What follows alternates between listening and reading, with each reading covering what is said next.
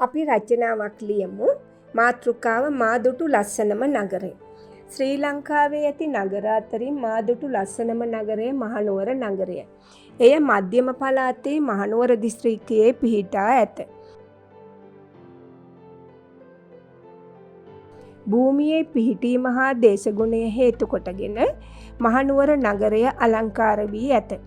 එක් පසකින් ගලන මහවැලි ගංගාවෙනොත් අනෙක් පසෙන් පිහිටි හන්තාන කඳු වැටියනොත් මැදට වන්නට පිහිටා ඇති මහනුවර නගරය දෙස් විදෙස් සංචාරකයින්ගේ ආකර්ෂණය දිනාගෙන ඇති නගරයකි.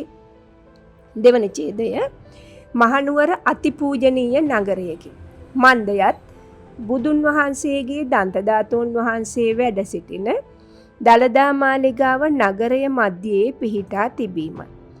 දළදා වහන්සේට ගෞරව කිරීම පිණිස වාර්ෂිකව පවත්වන ඇසළ මහා පෙරහැර ශ්‍රී ලංකාවේ ඇති දර්ශනීයම පෙරහැරයි.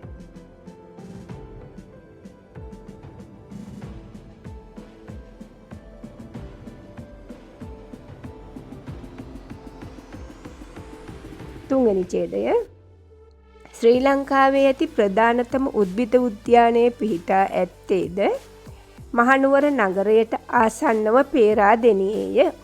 එය අලංකාර මල් වර්ග, පෞරාණික ශාක, උද්භිද විද්‍යාත්මක ශාක වර්ග වලින් පිරී ඇති නිසා නරඹන්නෝ සතුටින් පිනා යති. හතරවන ඡේදය මහනුවර නගරය ආසන්නයේ දළදා මාලිගාවට නුදුරින් පිහිටා ඇති නුවර වැව නගරය අලංකාර කරන තවත් එක් ස්ථානයකි. දෙස් විදෙස් සංචාරකයින්ගේ සිත් සතුටු කරමින් සංචාරක බෝට්ටු සේවාවක්ද එහි පවත්වාගෙන යයි. අවසාන ඡේදය මහනුවර නගරයට පිවිසීමට ඇති මාර්ග සුවිශේෂී වේ.